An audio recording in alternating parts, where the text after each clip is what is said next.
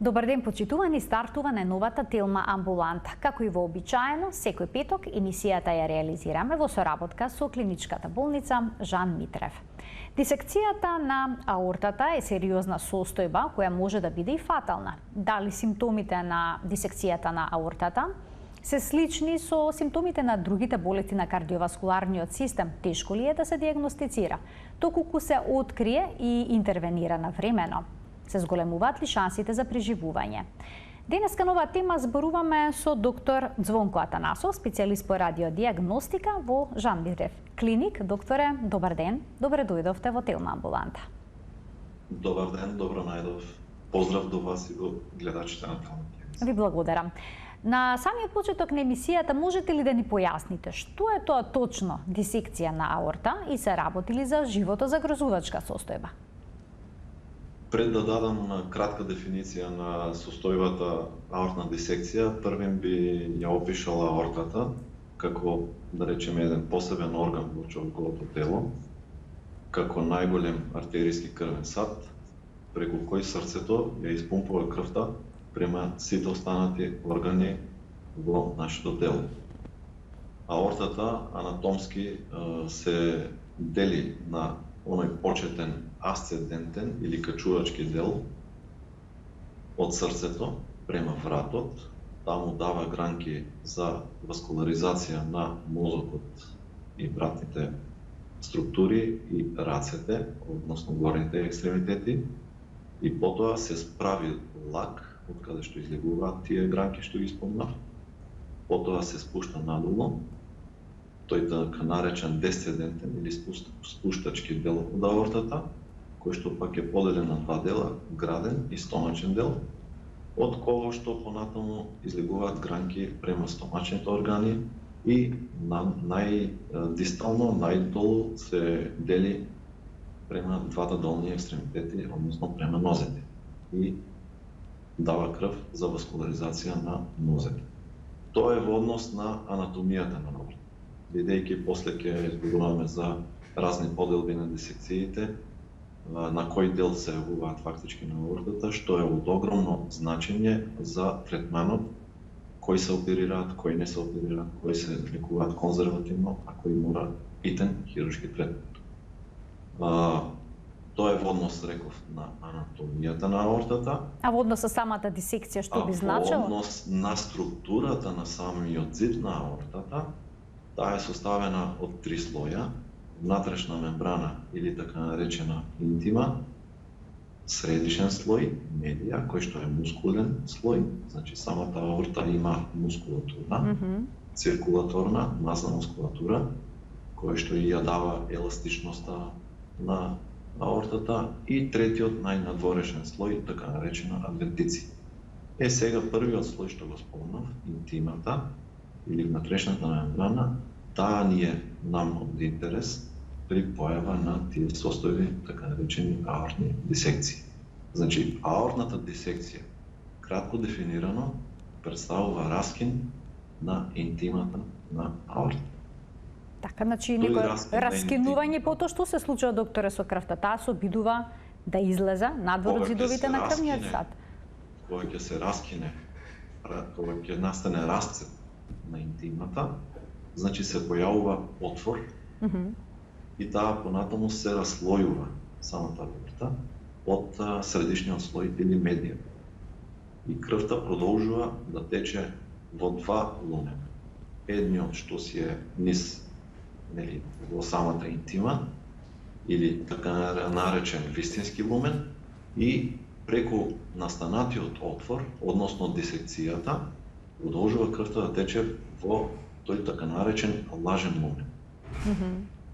Функционален проток е низ вистинскиот лумен, од каде што излегуваат понатаму гранките према мозок, према стомашни органи, како што направи.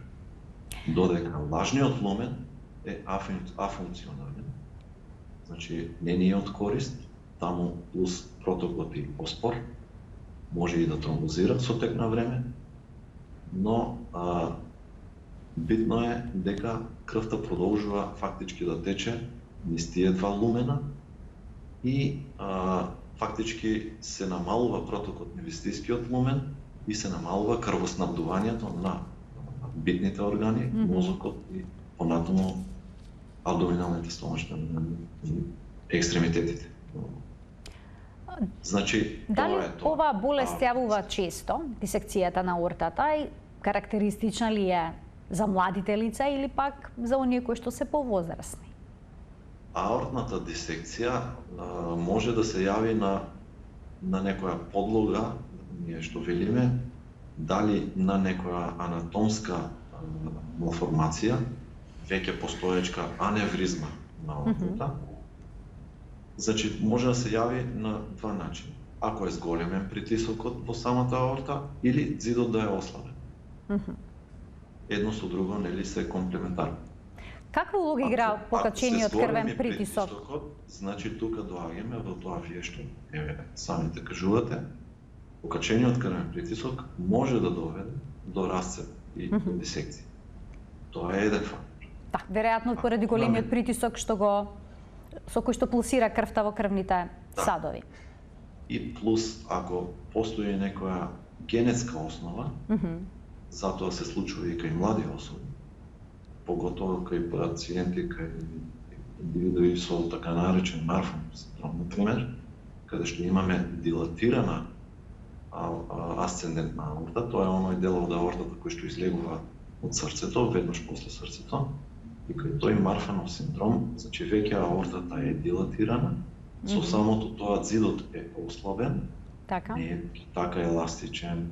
Знаете како еден балон може да се дува, или меѓутоа не може до бесконечност да това.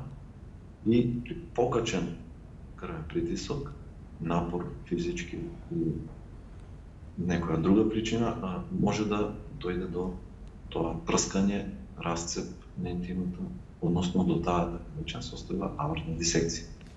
Многу од нас имаат покачени масти во крвта, триглицериди, холестерол и слично. Знаеме дека тие се причина за појава на атеросклероза.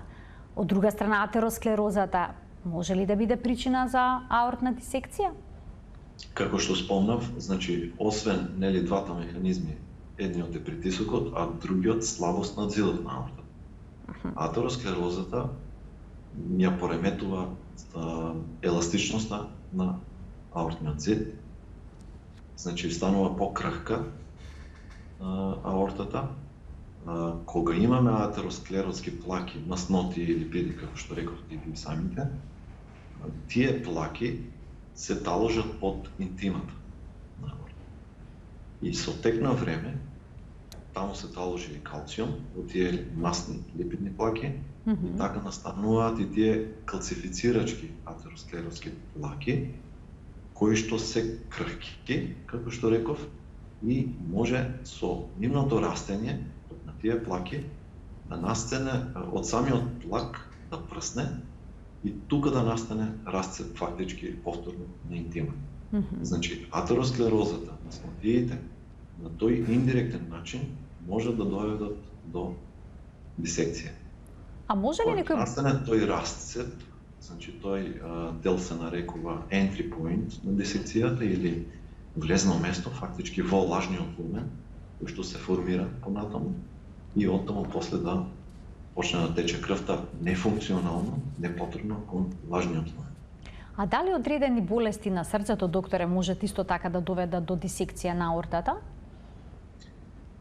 До дисекција на аортата, например, аортна стеноза, кога имаме стеноза на валвулата, па како резултат на тоа при тој джет феномен и висок притисок на млазот кој што излегува од срцето, може да доведе до формирање на аневризма на тој асцендентен дел на аортата и аневризмата понатаму, како што спомнав претходно, да доведе до дисекција, дисекција. Самите болести во однос на срцето, како например срцев инфаркт или атеросклерозска коронарна болест, не можат директно да доведат до дисекција. Тоа е, значи, да речеме, една посебна болест на самата аорта, состојба на итна медицинска состојба аортна дисекција на самата аорта. А на кои делови од аортата најчесто се јавува овој проблем? Како што спомнав анатомски, имаме асцендентен дел, лак на аортата и десцендентен или спуштачки дел на аортата. Сите знаеме колку толку човековото тело како изгледа и кога го црта, нели, од срцето аортата како што се црта, први качувачки дел, лак и спуштачки дел. Како бастумче од прилика, така некако. Така некако, одлично кажа. Има голема класификација, два типа на класификација, зависно на кој дел на аортата се јавува дисекцијата, што ни одредува каков тип на третман е необходен, дали итен хируршки или конзервативен. Сега ќе спомнам за едната класификација, тоа е така наречена класификација Дебејки, по светски познатиот кардиохирург Дебејки. Имаме тип 1, тип 2 и тип 3. Тип 1 е кога е цела аорта за дисекција.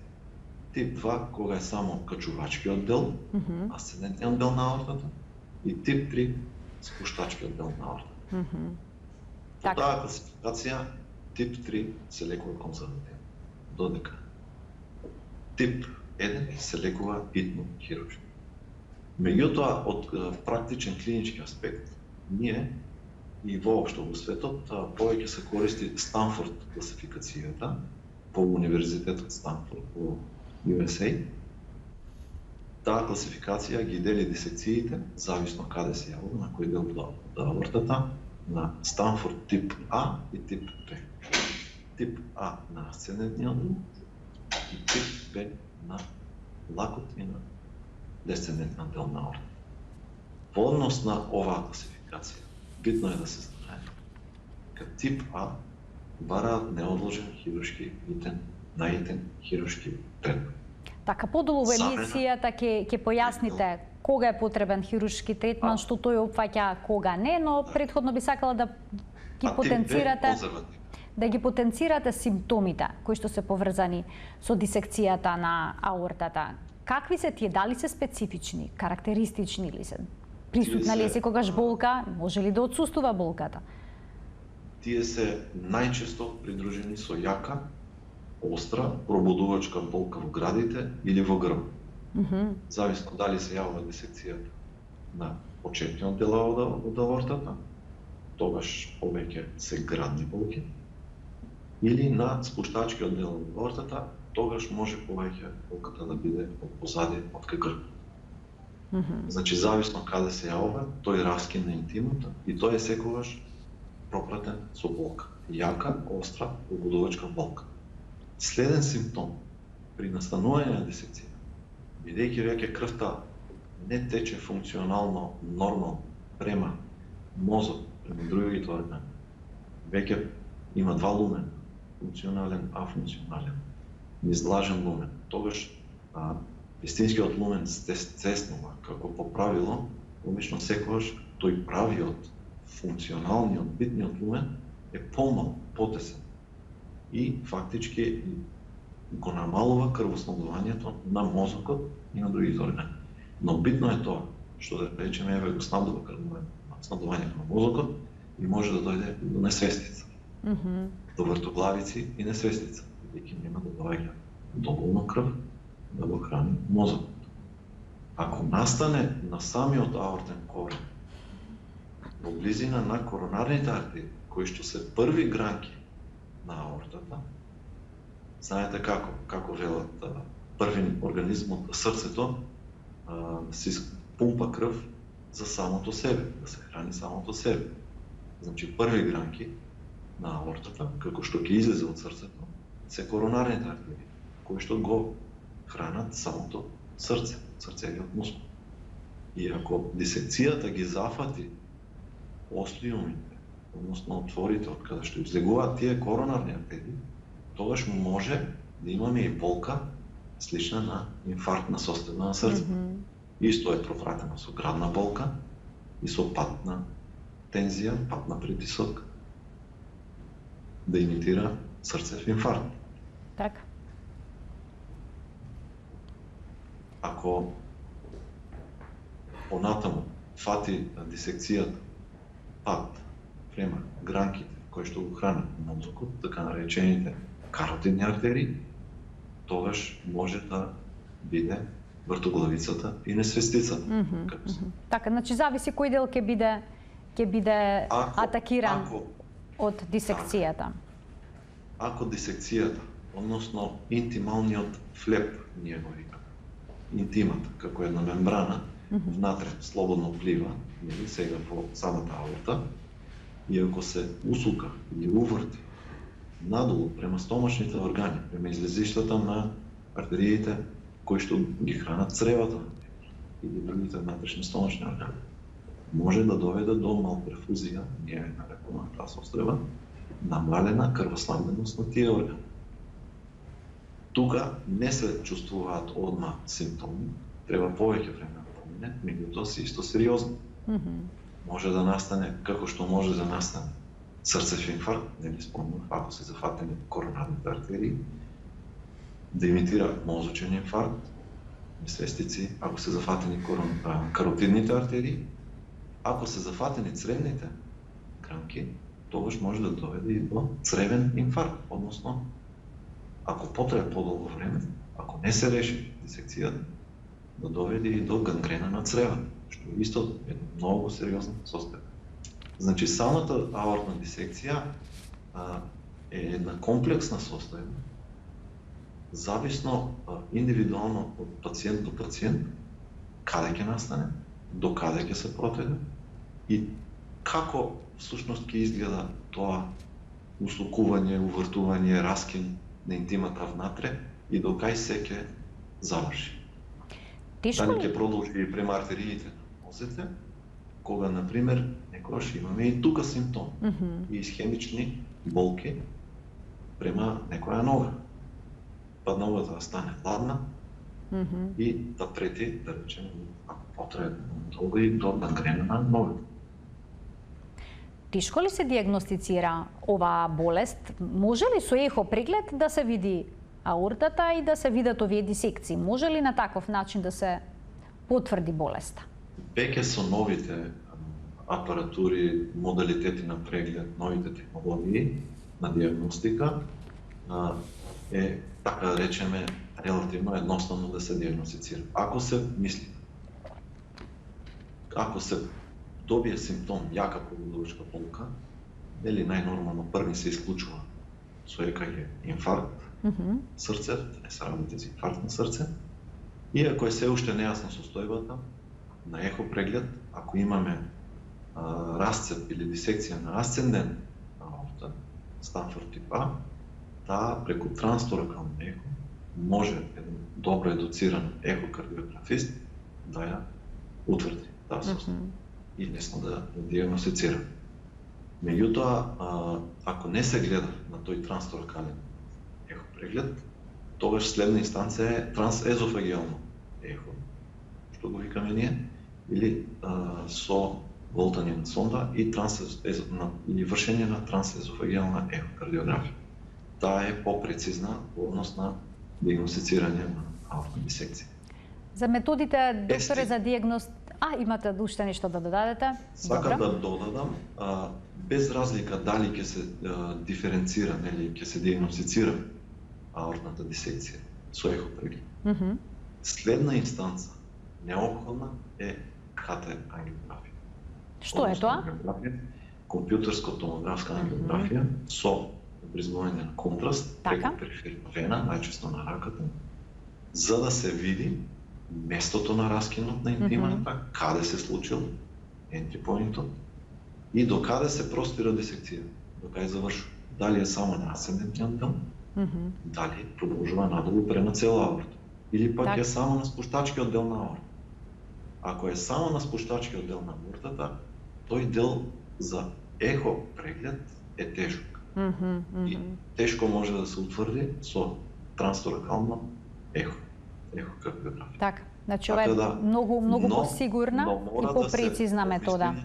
И да се испрати со јака болка, ако веќе се исклучи срцев инфаркт, инфарктна состојба или прединфарктна состојба, се праќа на КТ ангиографија за да се исклучи и Станфорд Б дисекција на аортата, да речем. Значи на спуштачкиот дел на аортата, кој што тешко се диференцира со ехопреглед. Докторе, магнетот има ли некаква улога при диагностицирањето на дисекцијата на аортата? Може и магнетната ангиографија да послужи, меѓутоа таа во принцип прегледот трае подолго. Так. И не е за идни состојби. Магнетната резонанца во принцип не е диагностика за идни состојби, освен кај мозочен инфаркт, при одредени секвенции се диференцира инфаркт одмah штом настане, за разлика од компјутерска томографија, каде што треба да помине некое време за да се диференцира инфарктот и да ние го диагностицираме и видиме. Значи, ова што поскоро треба да се диагностицира? Зошто? Колку време по дисекцијата може да има фатални последици состојбата?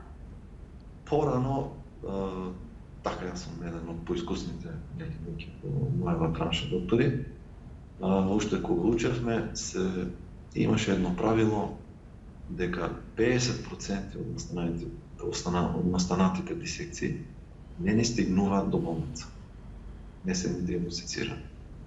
Од тие 50% стасани, 50% евентуално ќе дојдат до хируршки третмент, до интервенција. И веќе од тие процентот на преживување зависи колку време прошло, пак е зависен дали ќе биде поголем или помал.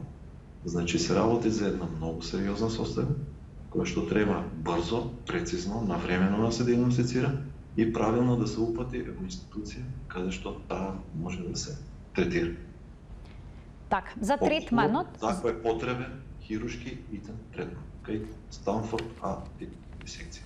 За третманот подетално, докторе, веднаш по рекламниот блок кој што ќе го видиме. Сега, почитувани останете на Телма, во вториот дел од емисијата ќе имате можност и вие да се вклучите со ваши прашања во емисија. Се гледаме наскоро.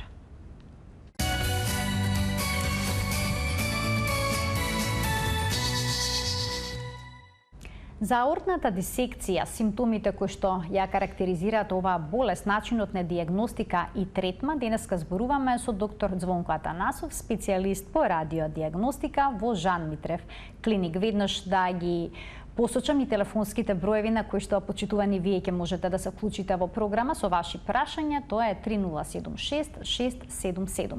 Докторот кога ќе биде диагностицирана состојбата, некој пациент добие диагноза аортна дисекција, во кој случај се одлучувате најнапред таа да биде лекувана со лекови? Дали воопшто може со следење да се стави состојбата под контрола?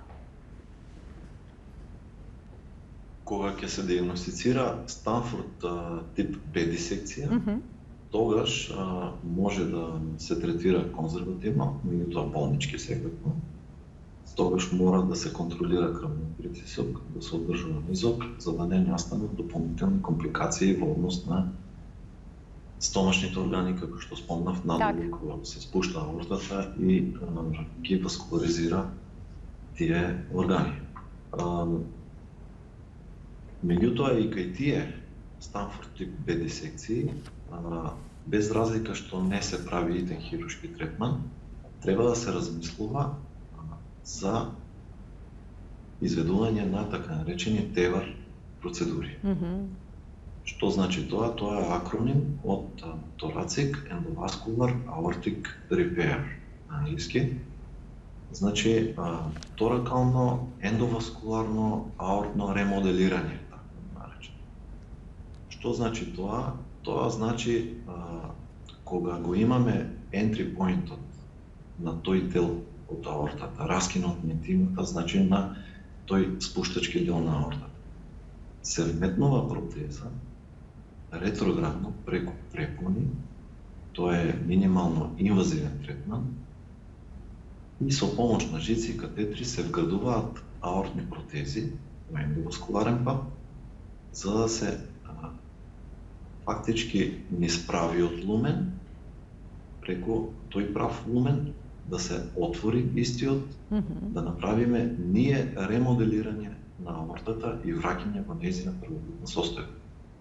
Да го запнеме тој дел што е дупнат на интимата, така да се изразам, оној што е раскинат, каде што е влезното место, ентрикоментум, како што го реков, за да може крвта да си заземе нормален тек према долу, функционален, нормален проток и да нема компрометирање на крвоснабдувањето на стомачните органи и на нозите. Тоа е така наречена ТЕВР процедура, која што, реков, треба да се изведе во онаа, можеби не толку итно, во хиперакутната фаза на дисекцијата, меѓутоа во субакутната фаза, во првите 2 недели, за да се избегне укрутување со тек на време кое се јавува на интимата, на тој интимален флеп, негово задебелување или појава на аневризми на лажниот лумен на таа дисекција, кои што се еден вид доцни компликации на тој тип Станфорд тип Б дисекција. Значи, за да се избегнат тие доцни компликации, треба навремено да се изведе ТЕВР процедурата. Дури постои можност се уште за позитивно ремоделирање на аортата, да се направи таа ТЕВР процедура. И да се врати аортата со протеза, фактички да се инкорпорира во зидот на аортата, се епителизира со тек на време и станува дел од организмот и се живее организмот најмногу со неа. И аортата е ремоделирана за да може да се воспостави пак нормално протокот низ аортата. Имаме гледач. Тоа е однос на овие. Така, доктор, имаме гледач на линија, да го слушнеме, веднаш потоа ќе продолжиме со останатите типови на третман на дисекција на аортата. Добар ден за него. Ало, добар ден. Повелете. Ве молам. Докторот слуша, да? Да, секако, повелете. Да. Јас сум срцев болесник од 2007 година. Со диагноза тромбемболио пулмо. Значи, воопшто не можам термин да добијам, 2 години не сум била на контрола, така да осеќам некои потешкоти, некои компликации и ме интересира кај нив кога работаат, како оди работата, да одам кај нив на приватно. Така, како би можеле да закажете и дали се третира оваа проблематика? Ви благодарам за вклучувањето во програма. Повелете, докторе. Не слушнав која диагноза. Пациентката има тромбоемболија од 2007, 2 години се нема прегледано, па сега се интересира доколку дојде кај вас на приватно да се направат испитувањата, која е процедурата, како се закажува и слично. Тромбоемболија може да биде на различни делови, може да биде и на венскиот систем, најчесто на нозете, може да биде и на белодробните артерии, кои што носат фактички венска крв. Зависно каде, дали ако се работи за тромбоемболија на долните екстремитети, може да се закаже кај трансфузиолог во болницата. Кај нас, во Жан Митрев клиник. Ако се работи за белодробна тромбоемболија, како што реков, белодробните артерии, тогаш кај пулмолог, исто така. Така. Ке се јави, предпоставувам дека на таков начин ќе биде упатена кон вистинскиот оддел. За каква тромбоемболија, на кој орган, каде таа тромбоемболија и ќе упатат, ќе закажат на преглед кај соодветна специјалност. Уште еден гледач чека вклучување во Телма амбуланта. Добар ден за него. Добар ден. Повелете. Поздрав, едно прашање до докторот. Повелете. Имам проширење на аортата 53-54 мм. А немам лези. Сум бил на КТ, сум бил на ехо. Кој е терминот за, мислам, максимално колку е за операција? Добро, ви благодарам за поставеното прашање. И ова е, докторе, релативно честа ситуација да имаат пациентите аневризми, проширување на аортата. Колку може да се чека? Како што спомнавме, од аневризмата на аортата е еден ризик фактор за дисекција. И причина за дисекција, нормално. И тука имаме различни гайдлайнси, зависно дали амерички, или јапонски, или европски кардиолошки здруженија. Меѓутоа, прифатено е кај нас дека над 5 сантиметри асцендентната аорта, веќе треба да се планира за хируршки третман и замена на тој дел на аортата, за да не дојде до дисекција. А над 5,5 см веќе треба и пациентот итно да размислува за операција. Бидејќи со секое наголемување на аневризмата, прогресивно расте и ризикот за настанување на дисекција. Уште што поскоро 53 мм, значи препорачувам на слушателот, на гледачот, се извинувам, да си закаже преглед и точно да се утврди кога, што, како за хируршки третман. Ајде да го слушаме прашањето и на да се замени така. Да го слушаме прашањето и на следниот гледач. Добар ден. Добар ден. Во програма сте, повелете. Јас пред 3-4 години имам откриено при снимањето на колкото калцификати на абдоминалната аорта. И што значи тоа не ми е јасно, со интернист се допитавме, вика, не е страшно, вика, не се умира, вика, от тоа.